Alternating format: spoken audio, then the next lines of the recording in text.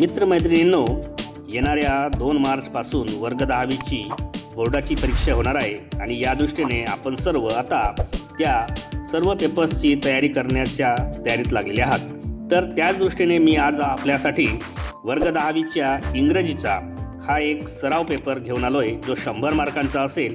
तर जास्त वेळ न करता आपण आजच्या या व्हिडिओला सुरुवात करूया. व्हिडिओ सुरू करण्यापूर्वी चॅनलवर नवीन असाल तर हे चॅनल एज्युकेशनल मनोर आपण सबस्क्राईब करा आणि हा व्हिडिओ जास्तीत जास्त विद्यार्थ्यांना आपण शेअर करा. चला तर डायरेक्ट आपण आता एक प्रश्नपत्रिका या ठिकाणी बघत असाल, तिची उत्तरे कशी लिहायची ती मी आपल्याला या ठिकाणी सांगणार आहे. बघा, question 1A, do as directed. पहिला प्रश्न म्हणतोय complete the words by using correct letters. रिकाम्या जागा भरायच्या आहेत आपल्याला दिलेल्या शब्दांमधल्या स्पेलिंगच्या. पहिला आहे DR, त्यामध्ये रिकामी जागा आहे AM लिहिला आहे, तो शब्द आहे ड्रीम म्हणजेच DREAM. दुसरा आहे CATCH कॅच. तिसरा असेल BRAVE ब्रेव आणि चौथा असेल EARLY अर्ली. दुसरा प्रश्न बघूया, कॉपी द सेंटेन्सेस करेक्टली. जे दिलेले सेंटेन्स आहेत ते तुम्हाला जशीच्या तसेच यामध्ये लिहायचे असतात 2 मार्कांसाठी. त्यानंतर तिसरा प्रश्न विचारलेला आहे put the words in alphabetical order. दिलेले जे शब्द आहेत त्यांना ABCD हा जो पहिला आपला अल्फाबेटिकल ऑर्डर असतो याच्यानुसार त्यांची सुरुवात ज्या अक्षराने झालेली आहे त्यानुसार त्यांना अल्फाबेटिकल ऑर्डरमध्ये आपल्याला लावायचं असते. तर यामध्ये पहिला दिलेला आहे group river space nature birds. तर याचा योग्य अल्फाबेटिकल ऑर्डर असेल बर्ड्स, नेचर, रिव्हर, स्पेस. दुसरा दिलेला आहे ड्रॅगन, डॉक्टर, डॅमेज, डिफरन्स. यामध्ये पहिला अल्फाबेट सारखा आहे सर्वांचा, त्यामुळे आपल्याला दुसऱ्या अल्फाबेटवरूनच त्यांचा अल्फाबेटिकल ऑर्डर लावायचा आहे. तर तो योग्य अल्फाबेटिकल ऑर्डर काय असेल? Damage, difference, doctor, dragon. ठीक आहे. त्यानंतर बघा चौथा विचारलेला आहे पंक्च्युएट द फॉलोइंग. दिलेली वाक्ये त्यांना तुम्हाला पंक्च्युएट करायचं आहे. पहिला दिलेला आहे have you studied that he asked me. तर या ठिकाणी बघा वाक्याला जर तुम्ही बरोबर वाचलं तर तो एक कोणाच्या तरी तोंडून बोललेला शब्द आहे. शब्द म्हणतो आपण वाक्य आहे. हॅव यू स्टडीड दॅट हे वाक्य बोललेलं आहे, म्हणून आपण सगळ्यात पहिल्यांदा डबल इन्व्हर्टेड कॉमा लिहूया. त्यानंतर हॅवचा एच मोठा लिहूया. हॅव यू स्टडीड दॅट नंतर आपण क्वेश्चन मार्क देणार आहोत, इन्व्हर्टेड कॉमा कंप्लीट करणार आहोत आणि कॉमा देऊन लिहू आपण ही आस्क्ड मी आणि शेवटी फुल स्टॉप. ठीक आहे. दुसरं वाक्य आहे Shweta is a very beautiful girl isn't she. या ठिकाणी जर वाक्य वाचलं तर तुम्हाला ते क्वेश्चन टॅगचं वाक्य वाटत आहे, म्हणून आपण श्वेताचा येस कॅपिटल लिहिणार आहोत. Shweta is a very beautiful girl नंतर आपल्याला कॉमा द्यायचा आहे. त्यानंतर इजंट शी लिहायचं आहे आणि त्यानंतर आपल्याला क्वेश्चन टॅग असल्यामुळे क्वेश्चन मार्क द्यायचा आहे. ठीक आहे. तर अशा पद्धतीने आपण हे 4 सोडवले. आपण आता समोर जाऊया. समोर बघा काय म्हणते मेक 4 वर्ड्स मिनिमम 3 लेटर्स. 3 कमीत कमी लेटर असलेले 4 वर्ड्स बनवायचे आहेत using the letter in the word investigation. Investigation एक मोठा शब्द आहे, त्याच्यामधून आपल्याला छोटे छोटे 3 अल्फाबेट्स असलेले 4 शब्द बनवायचे आहेत. तर हे 4 शब्द कोणते बनवू इन्व्हेस्टिगेशनमधून? एक शब्द बनवू शकतो इन्व्हेस्ट, त्यानंतर ईस्ट, अजून एक बनवू आपण गेट, अजून एक बनवू वेट, अजून एक बनवू आपण GAT गेट. तर असे आपण 4 ते 5 शब्द त्या इन्व्हेस्टिगेशन मोठ्या शब्दापासून बनवू शकतो. 6वा बघा spot the error and rewrite the correct sentence. दिलेल्या वाक्यामध्ये काहीतरी चूक आहे ती तुम्हाला शोधायची आहे आणि ते बरोबर वाक्य लिहायचं आहे. जसं they has all became a part and parcel of our daily life. तर या ठिकाणी बघा दे हा प्ल्युरल आहे, अनेक वचनी, आणि त्यानंतर हॅज वापरला आहे. तो हॅज नको, तिथं हॅव असायला हवा, म्हणून आपलं वाक्य होईल they have all become a part. ठीक आहे. दुसरं वाक्य बघा the letter was wrote by my dearest friend. ठीक आहे. तर या ठिकाणी तुम्हाला बघा द लेटर वॉज लिहिलेलं आहे आणि त्यानंतर रोट लिहिलं आहे. वॉज नंतर आपण जर पाहिलं तर हे वाक्य पॅसिव्ह व्हॉइसचं आहे आणि पॅसिव्ह व्हॉइसमध्ये टू बीच्या फॉर्म नंतर V3 येत असतो, म्हणून या ठिकाणी रोटच्या ऐवजी आपल्याला लिहायचं आहे रिटर्न, म्हणून आपण ते वाक्य लिहू the letter was return by my dearest friend. ठीक आहे. 7वा बघा write the related words as shown in the example. एक मराठ शब्द आहे वॉक आणि त्याच्याशी संबंधित शब्द लिहायचे आहेत, जसं एक करून दाखवलं त्यांनी स्लोली. मग याच्याशी संबंधित दुसरे 4 शब्द कोणते लिहू शकतो आपण? तर आपण लिहू शकतो इझिली, केअरफुली, स्पीडली, हेविली. म्हणजे walk easily, walk carefully, walk speedily, walk heavily असं ते होणार. 8वा पहा, complete the word chain of noun add 4 words. या ठिकाणी तुम्हाला एक शब्द दिलेला आहे रूम, त्याच्यापासून आपल्याला त्याच्या शेवटच्या अल्फाबेटपासून एक नवीन नाऊन शब्द तयार करायचा आहे. इथं नाऊन बनवायचा आहे. आपल्याला प्रत्येक वेळी तो काय बनवायचा आहे तेच शब्द लिहायचे असतात. इथं रूम हा नाऊन आहे म्हणून आपल्याला बाकीचे 4 शब्द हे नाऊनच बनवायचे आहेत. मग रूमचा शेवटचा अल्फाबेट आहे एम, एम पासून बनवूया आपण मॅन, मॅनचा शेवटचा अल्फाबेट आहे एन, एन पासून बनवूया नोज, नोजचा शेवटचा अल्फाबेट आहे ई, ई पासून बनवूया एलिफंट आणि एलिफंटचा शेवटचा अल्फाबेट आहे टी, टी पासून बनवूया आपण ट्रेन. ठीक आहे. आपण आता याच्यामध्ये बी पाहूया, डू ॲज डायरेक्टेड. यामध्ये काय म्हणतोय ते बघा. हां, make meaningful sentence by using the phrase to give up. To give up या फ्रेजचा वापर करून एक अर्थपूर्ण वाक्य बनवायचं आहे. तर ते आपण बनवूया, he told me to give up. ठीक आहे, he told me to give up. त्याच्यानंतर दुसरा पहा, add a prefix or suffix to make new words. ठीक आहे, दिलेल्या शब्दांना एकतर तुम्ही समोर किंवा मागे प्रिफिक्स किंवा सफिक्स लावा आणि एक नवीन वर्ड्स बनवा. जसा पहिला शब्द आहे रेग्युलर, तर रेग्युलरला आपण एक प्रिफिक्स लावूया, त्याच्यापासून बनवू आपण इररेग्युलर IR. आणि ऑपरेट आहे त्याला आपण पुन्हा एक प्रिफिक्स लावणार आहोत कोऑपरेट, म्हणजे COOPERAT, कोऑपरेट असा तो शब्द होईल. ठीक आहे. त्यानंतर तिसरा बघा, यामध्ये add a clause to expand the sentence meaningfully. अर्थपूर्ण वाक्य बनवण्यासाठी दिलेल्या एका वाक्यसमूहाला तुम्हाला क्लॉज जोडायचा आहे. मग आपण बघा तो वाक्य कोणता आहे, the man lost the bag. ठीक आहे, याला समोर आता क्लॉज जोडूया. क्लॉज म्हणजे काय, दिलेल्या एखाद्या वाक्याला आपण जेव्हा एखादा कंजंक्शन जोडतो तेव्हा तो क्लॉज बनतो. मग आपण क्लॉज कसं जोडूया, the man lost the bag which was full of money. Which was full of money अशा पद्धतीने आपण तो क्लॉज जोडू शकतो. चला आपण आता यामध्ये समोर जाऊया. समोर बघा एक पॅसेज दिलेला आहे आणि त्या पॅसेजच्या आधारावर तुम्हाला काय करायचे आहे, दिलेल्या प्रश्नांची उत्तरे लिहायची आहेत. जसं बघा एक पॅसेज आहे, her name was Sulekha but since her childhood everyone had been calling her Bholi. हा एक पॅसेज आहे. या पॅसेजच्या आधारावर तुम्हाला पहिला प्रश्न विचारलेला आहे, say whether the following sentences are true or false. दिलेले वाक्य हे खरे आहेत की खोटे आहेत ते सांगायचे आहे. जसं पहिलं वाक्य, लिटल सुलेखा कुड not speak till she was 6, तर हे आहे अकॉर्डिंग टू पॅसेज फॉल्स. भोली वॉज व्हेरी टॉकेटिव्ह, तर हे सुद्धा आहे फॉल्स. भोली was the youngest daughter of Ramlal, हे आहे ट्रू. आणि शेवटचं आहे, व्हेन भोली was 5 months old she had fallen off the cot on her head, तर हे आहे या ठिकाणी ट्रू. ठीक आहे. त्यानंतर आपण यामध्ये आता समोर जाऊया. दुसरा प्रश्न काय विचारला आहे ते बघूया. बघा दुसरा यामध्ये विचारलेला आहे, arrange the following sentences as per their sequence. स्टोरीमध्ये त्यांचा सिक्वेन्स क्रम कसा आहे त्याच्यानुसार तुम्हाला ते वाक्य लावायचे आहेत. 1 2 3 4. तर यामध्ये पहिलं वाक्य आपण लिहूया 4 नंबरचं, Bholi had fallen off the cot on her head. त्यानंतर दुसरं वाक्य लिहिणार आहोत आपण दुसरंच, some part of Bholi's brain was damaged. तिसरं वाक्य येणार आहे आपलं पहिलं वाक्य, Bholi had an attack of small pox. आणि शेवटचं वाक्य असणार आहे तिसरं वाक्य, Bholi's entire body was permanently disfigured by deep black patch marks. ठीक आहे. तर या ठिकाणी आपण अशा पद्धतीने या स्टोरीचा क्रम लावला. तिसरा काय म्हणतोय, find out the antonyms of the following from the passage. ठीक आहे. पहिला आहे टेम्पररीली, तर याचं अँटोनिम आपण लिहूया परमनंटली. दुसरा आहे नो वन, याचं अँटोनिम असेल एव्हरीवन. तिसरा एल्डेस्ट, त्याचं अँटोनिम असेल यंगेस्ट. आणि चौथा आहे व्हेरी लिटल, तर याचं असेल प्लेंटी. तर अशा पद्धतीने यांचे आपल्याला विरुद्धार्थी शब्द पॅसेजमधून लिहायचे होते. त्यानंतर बघा A4 काय म्हणतोय, डू ॲज डायरेक्टेड. जसं दिलाय सूचना तशा पद्धतीने बदलवा. Only the eyes were saved, यामध्ये काय म्हणतोय की वाक्याला नथिंग बटनी आपण काय करायचं आहे, सुरुवात करायची आहे. तर हे आपण वाक्य कसं लिहू, तर याचं उत्तर लिहू आपण, nothing but the eyes were saved. ठीक आहे. दुसरा विचारलेला आहे, her name was Sulekha but since her childhood everyone had been calling her भोली.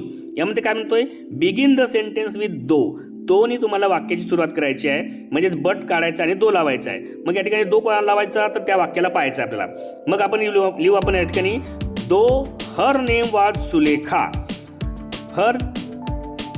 दो her name was Sulekha since her childhood everyone had been calling her Bholi. अशा पद्धतीने आपण त्याचं उत्तर लिहू शकतो. यामध्ये आता पर्सनल रिस्पॉन्स क्वेश्चन विचारलेला आहे. How would you treat the person who is slow learner? जे विद्यार्थी लवकर शिकत नाही, जे स्लो लर्नर असतात, तर त्यांच्याशी तुम्ही कसे वागाल, त्यांना तुम्ही कशी ट्रीटमेंट द्याल? तर याचं उत्तर आपल्या मताने लिहायचं आहे, हे पॅसेजमधून लिहायचं नाही आहे. मग आपल्या मताने त्याचं उत्तर आपण कसं लिहू शकतो? मी लिहिण्याचा तुम्हाला सांगण्याचा प्रयत्न करतो. I will try to teach him or her the basic and then keep him or her the next step. Also I will try to generalise the things so that he or she will understand easily. अशा पद्धतीने आपण काय करू शकतो, त्या ठिकाणी जे personal responsive जो क्वेश्चन आहे तो आपण त्या ठिकाणी लिहू शकतो. आता यामध्ये आपण आता समोर जाऊया. बघा, समोर क्वेश्चन नंबर 2B आहे. यामध्ये काय म्हणतोय, एक पॅसेज दिलेला आहे. In spite of being considered Einstein equal in intelligence, आणि याच्या आधारावर त्यांनी प्रश्न विचारले आहेत. या पॅसेजच्या आधारावर पहिला प्रश्न विचारला पहा. Read the passage and carry out the activities. Complete the following sentences. दिलेले वाक्य तुम्हाला पॅसेजच्या आधारावर पूर्ण करायचे आहेत. बघूया आपण. पहिला, doctor Hawking firmly believes that in the next millennium science will discover the core secrets of universe, its origin, its history and maybe even predict its ultimate demise. तर हे पहिल्याचं आपण पूर्ण केलं. दुसरा विचारला आहे, style of his writing is. तर याचं उत्तर येईल so loud that non scientist can also understand him. तिसरं वाक्य आहे, many people display exemplary courage in their life. तर याचं येईल डॉक्टर हॉकिंग. आणि चौथा आहे, doctor Hawking is considered equal to Einstein. अशा पद्धतीने आपण त्या रिकाम्या जागा पूर्ण केल्या, म्हणजे वाक्य पूर्ण केलं.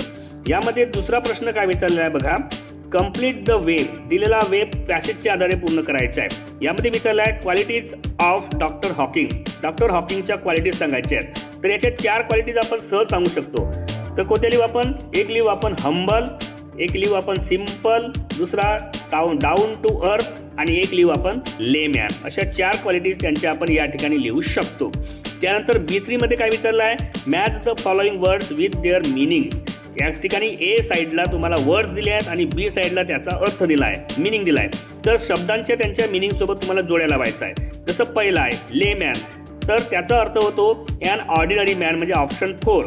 दुसरा आहे क्विंटन्सन्स, तर याचं उत्तर याच्यासोबत जो मिनिंग आहे ती आहे ऑप्शन 3, अ परफेक्ट एक्झाम्पल.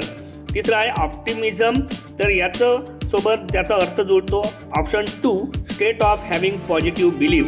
आणि चौथा आहे एक्झॅम्पलरी, तर याच्यासोबत जुळेल त्याच्या अर्थाची प्रोव्हाइडिंग अँड एक्झाम्पल. तर हे आपण या ठिकाणी अशा पद्धतीने जोड्या लावल्या. आपण यामध्ये समोर जाऊया.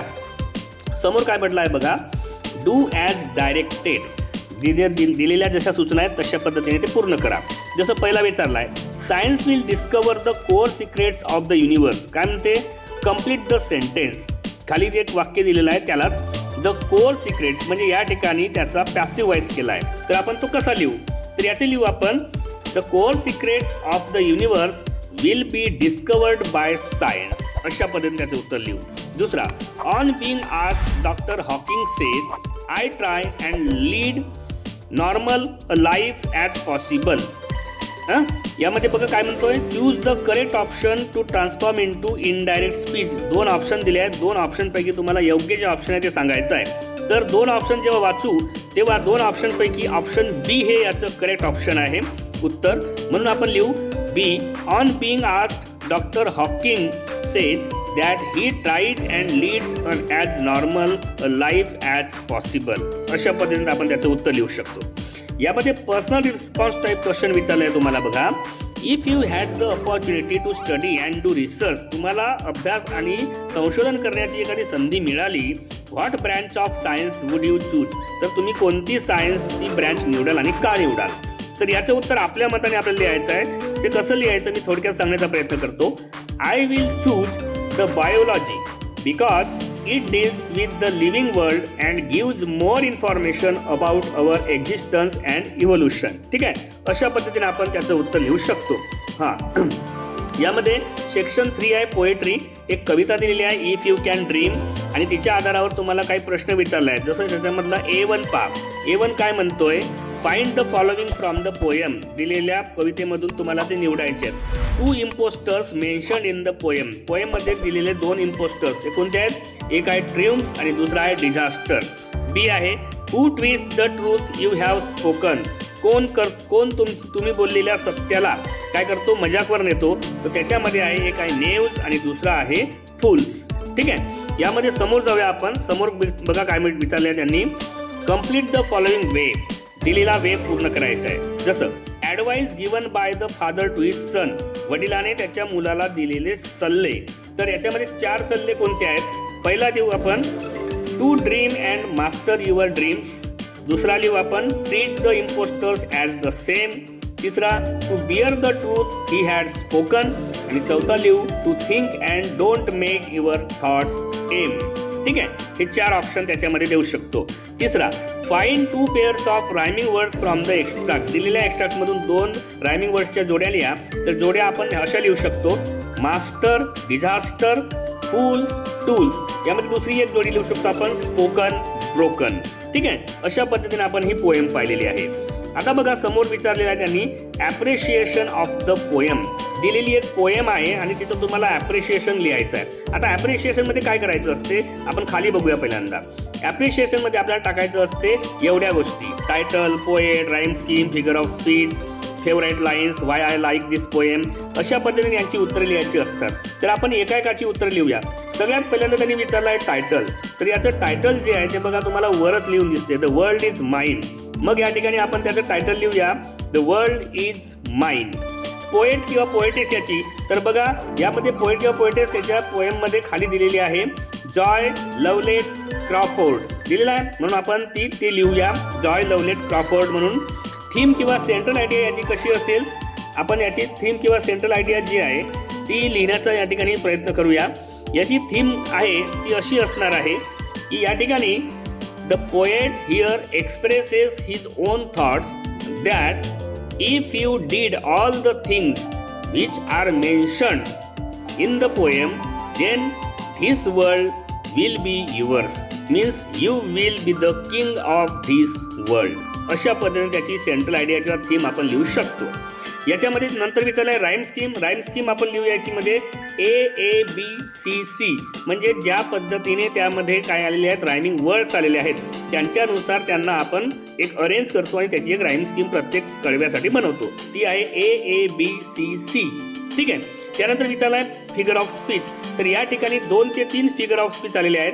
एक अलिट्रेशन आलेला आहे, एक अपॉस्ट्रॉफी आलेला आहे, एक इन्व्हर्सन आलेला आहे. त्याच्यामुळे आपण हे 3ही फिगर ऑफ स्पीच यामध्ये ॲड करू शकतो. ठीक आहे, आता यामध्ये बघा समोर काय विचारलेलं आहे, फेवराईट लाईन्स. तुमची फेवराईट लाईन कोणती, स्पेशल फीचर्स विचारलेलं आहे. तर स्पेशल फीचर्स आपण याच्यामध्ये टाकू शकतो, this poem uses different rhyme schemes.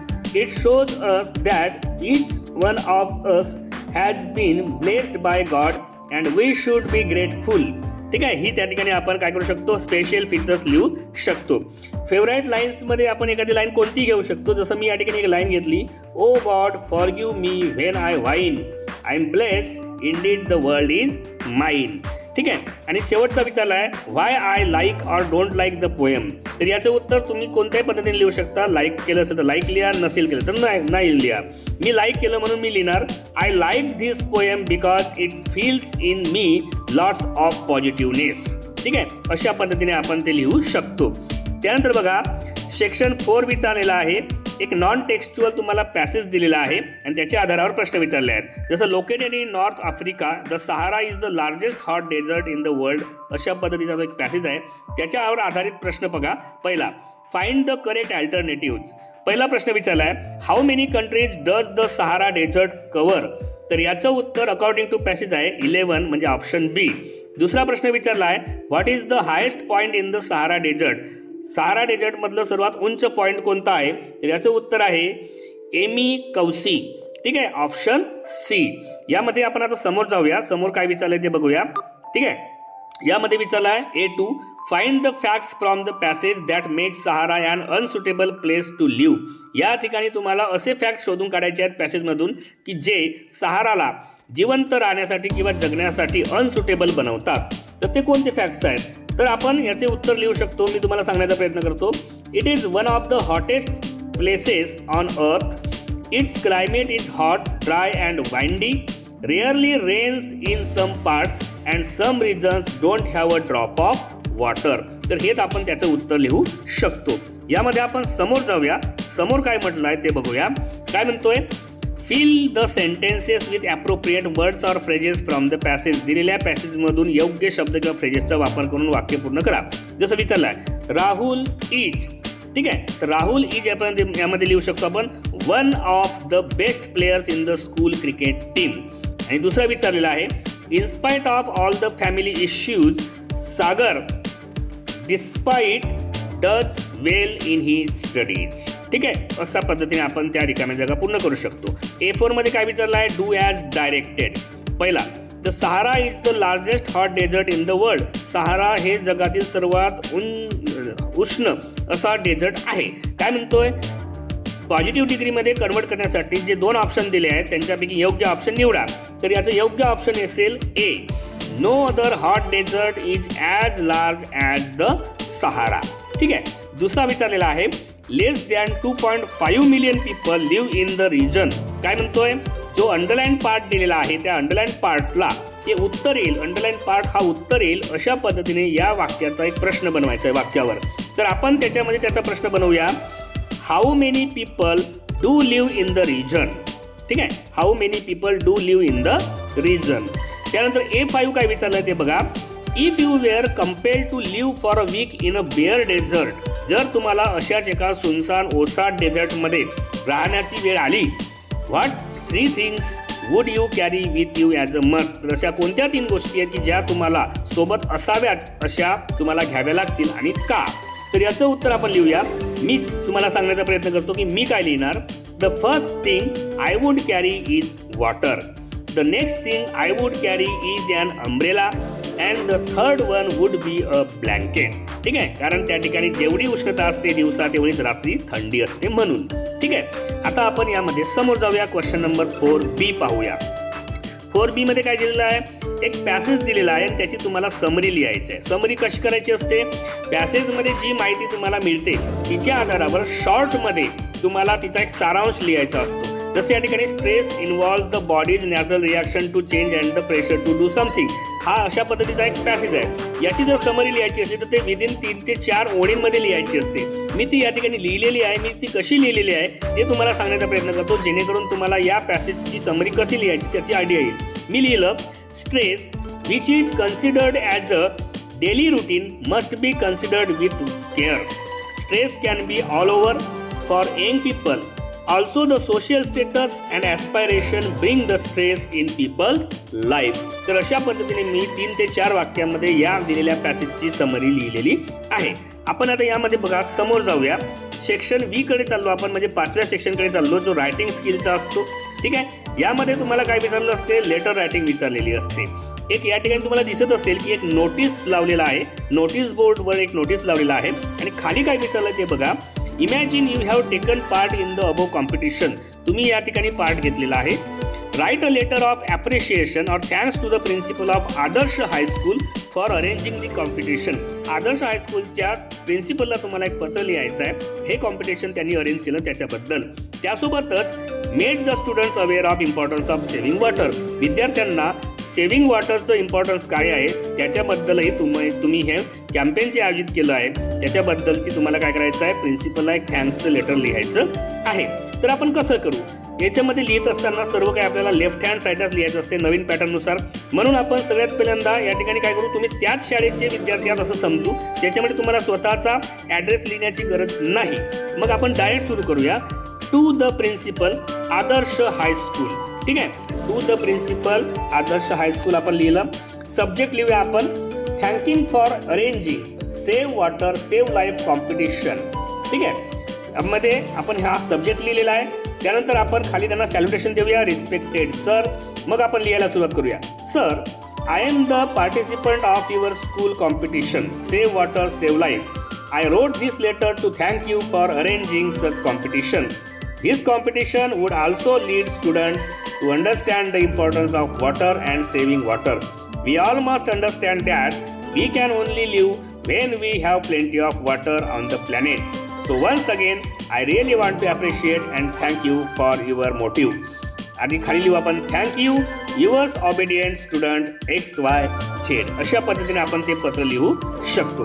यामध्ये बी मध्ये पहा तुम्हाला काय विचारलं आहे, डायलॉग रायटिंग करायची आहे. ठीक आहे, पहिल्यांदा ए मध्ये काय करायचं आहे बघा, सेंटेन्स जे त्या ठिकाणी दिलेले आहेत ते अकॉर्डिंग टू डायलॉग जर आपण करतो म्हटलं तर डायलॉग रायटिंग करत असताना, डायलॉग बोलत असताना ते कोणत्या क्रमाने देईल ते सांगायचं आहे. जसं 1 2 3 4 असे 4 सेंटेन्स आहेत, त्यांचा योग्य क्रम कोणता असेल. सगळ्यात पहिल्यांदा वाक्य येईल दुसरं, how do you spend your leisure time. त्याच्यावरचं उत्तर असेल चौथं, I like to read in my free time. त्यानंतरचं वाक्य येईल तिसरं, what kind of books do you like.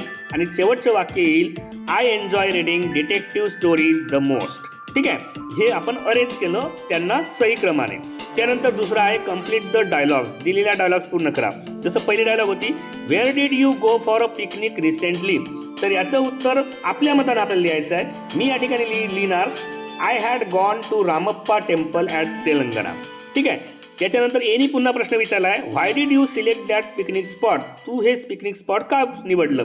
तर याचं उत्तर आपण लिहू शकतो, because I was attracted towards its mythic beauty. ठीक आहे, हे आपण लिहू शकतो. सी मध्ये काय करायचं आहे बघा, write a dialogue of minimum 6 meaningful exchanges. 6 meaningful exchange असणारे म्हणजे 6 डायलॉग तुम्हाला लिहायचे आहेत. कशावर, इम्पॉर्टन्स ऑफ गेम्स. मग हे लिहिण्याचा मी प्रयत्न केला आहे, ते मी तुम्हाला सांगतोय. ए दिला, ए म्हणेल डू यू लाईक गेम्स. याच्यावर बी उत्तर देईल येस आय लाईक. ए म्हणेल पुन्हा विच गेम यू प्ले. बी सांगेल आय प्ले क्रिकेट. ए म्हणेल व्हाय डू यू लाईक क्रिकेट. तर याचं उत्तर येईल बिकॉज इट रिज्युनेट्स मी. अशा पद्धतीने आपण इम्पॉर्टन्स ऑफ गेम्सवर काय करू शकतो, 6 डायलॉग बनवू शकतो. समोर जाऊया. समोर काय म्हणतोय, इन्फॉर्मेशन ट्रान्सफर. म्हणजे दिलेली जी एक इन्फॉर्मेशन आहे ती तुम्हाला नॉन व्हर्बल फॉर्ममध्ये दिलेली आहे. म्हणजे ती एका चार्टच्या रूपात दिलेली आहे. तिला तुम्हाला पॅराग्राफच्या रूपात लिहायचं असते, म्हणून याला आपण नॉन व्हर्बल टू व्हर्बल म्हणतो. काय म्हणतो, right a paragraph on types of musical instruments. ठीक आहे, दिलेल्या माहितीच्या आधारावर तुम्हाला एक पॅराग्राफमध्ये टाइप्स ऑफ म्युझिकल इन्स्ट्रुमेंट्सवर लिहायचं आहे. जसं मी या ठिकाणी लिहिण्याचा प्रयत्न केला आहे, मी तुम्हाला सांगतो ते कसं लिहिलेलं आहे. There are many types of musical instruments but the main types are 4. First type is stringed instruments. These instruments are associated with the string. Some examples of these instruments are sitar, guitar, sarod, santur, etc.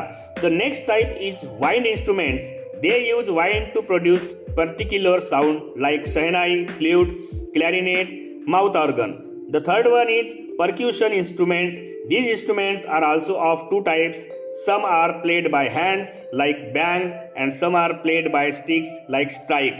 Some examples of these instruments can be drums, tabla, congo, bongo, tumba, dholak and pakhwaz. The last type of musical instruments is ghun.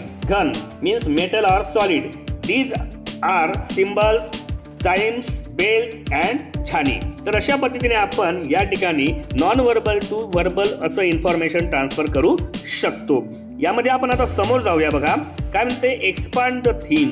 म्हणजे दिलेली जी एक theme आहे, एक विषय आहे, त्याच्यावर तुम्हाला थोडंसं एक एसे टाईप तिला एक्सपांड करायचं आहे. जसं जो विषय आहे तो आहे हेल्थ इज वेल्थ. तर हिला कसं करायचं ते मी तुम्हाला सांगण्याचा प्रयत्न करतो. बघा आपण वर पहिल्यांदा टायटल लिहूया, हेल्थ इज वेल्थ. मग आपण लिहूया, we all know that man is a living social animal.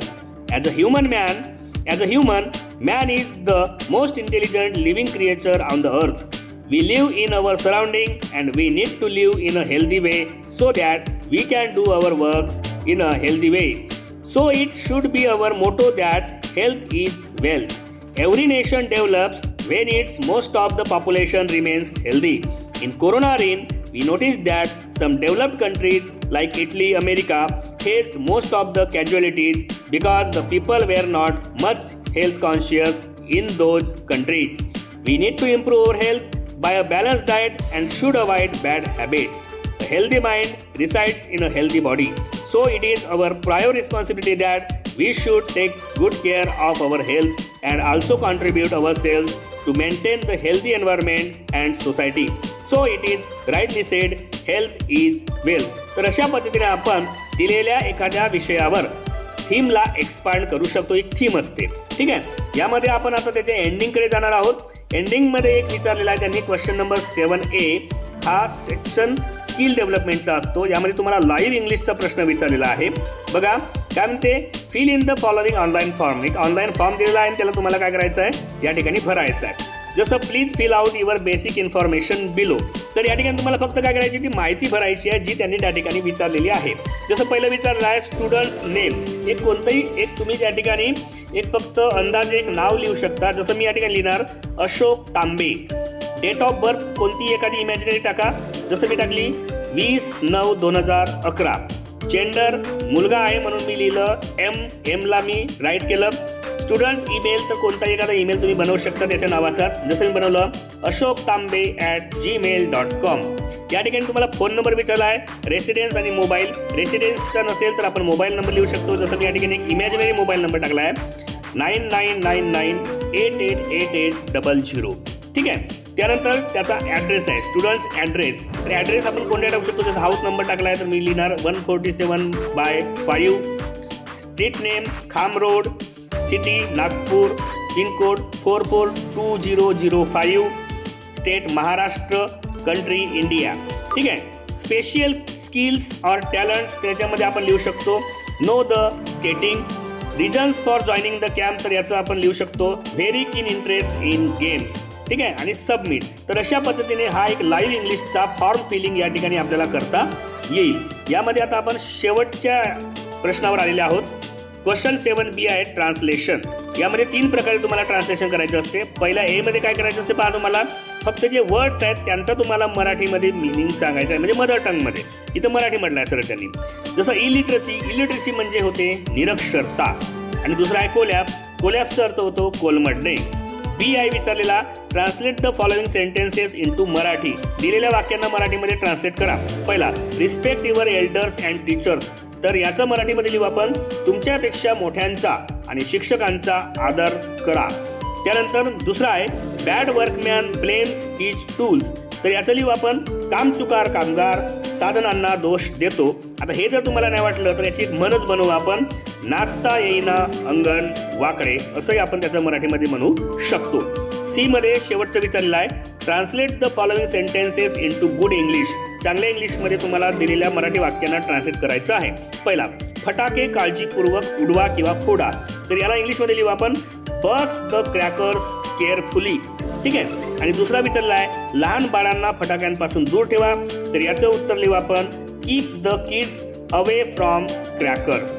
तर आजच्या या व्हिडिओमध्ये आपण समजून घेतले असाल की येणारी जी 10वीची बोर्डाची परीक्षा आहे त्याची तयारी करण्याच्या दृष्टीने मी हा व्हिडिओ आपल्यासाठी घेऊन आलो होतो, ज्याच्यामध्ये मी इंग्लिशचा एक 100 मार्काचा पूर्ण सराव पेपर विथ आन्सर्स या ठिकाणी आपल्याला सांगितला आहे. त्यामुळे हा व्हिडिओ नक्कीच आपल्याला आवडला असेल. हा व्हिडिओ आपण आवडला असेल तर जास्तीत जास्त 10वीच्या विद्यार्थ्यांना शेअर करा. आणि जर आपण अजूनपर्यंत हे चॅनल सबस्क्राईब केलं नसेल तर हे चॅनल एज्युकेशनल मनोहर आपण सबस्क्राईब करून घ्या. चला तर मी अशाच पद्धतीचे दुसरे सराव पेपर आपल्यासाठी घेऊन येईन. त्यामुळे नेहमीच यूट्यूबवर आपण सर्च करत राहा एज्युकेशनल मनोहर.